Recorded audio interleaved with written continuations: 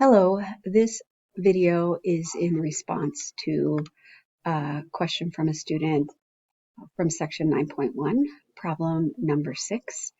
And it seems like a fairly simple problem, but it actually requires a couple of different steps and using both StatCrunch and a calculator. So I'm going to go ahead and show you how to do that now.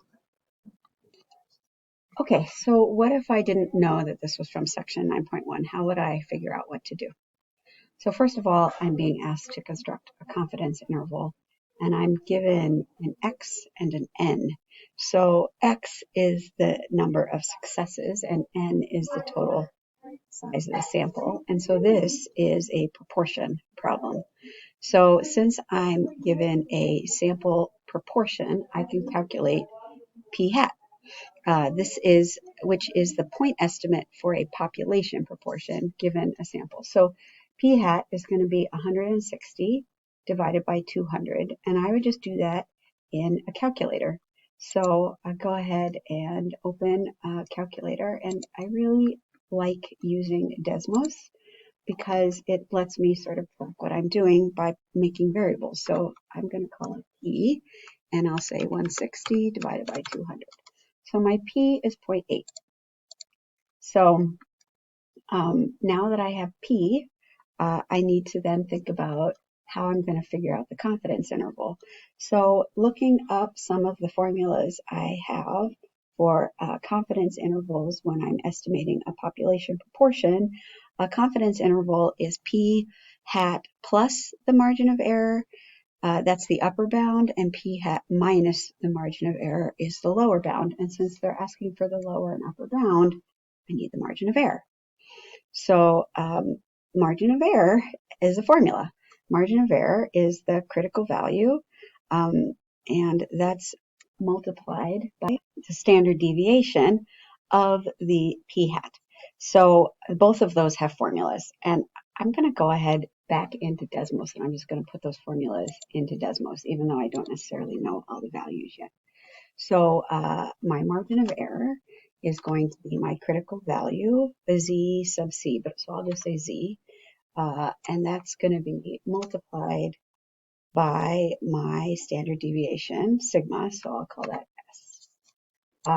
Now I don't have any of those values yet. And then I have another formula for my standard deviation of p hat, and so that's a standard deviation of our point estimate for our population proportion, so s, and that is the square root of p hat, so p times 1 minus p divided by n. Oh, and I actually have n, so let me figure out what n is. So n is equal to 200. So now I know what my s value is 0.028. So I just need to figure out what the critical value is. So I can do the critical value inside StatCrunch.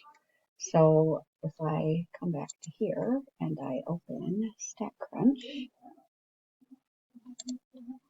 I'm going to go to critical values, z-scores come from the normal curve. So I need to go to the normal curve. So I go to Stat, Calculators, Normal, and I need the critical value. And since I'm trying to do a margin of error, and I was told it's a 99% confidence interval, I'm actually going to do between, because the critical values are these x values placed on the x-axis.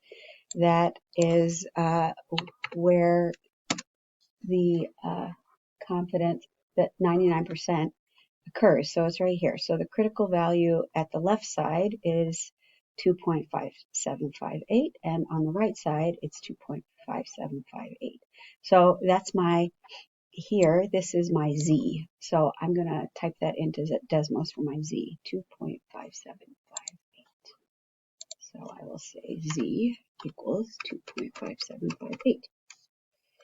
So when I do that, even though these aren't in order, it calculates my E for me. So E is 0.07285. Now remember, E That is the margin of error. And so if I want to figure out the lower bound and the upper bound, I'm going to take my P, and the lower bound is going to be P hat minus E, and my upper bound is going to be P hat plus E. So those are the two numbers, and it said here to round to 3 decimal places.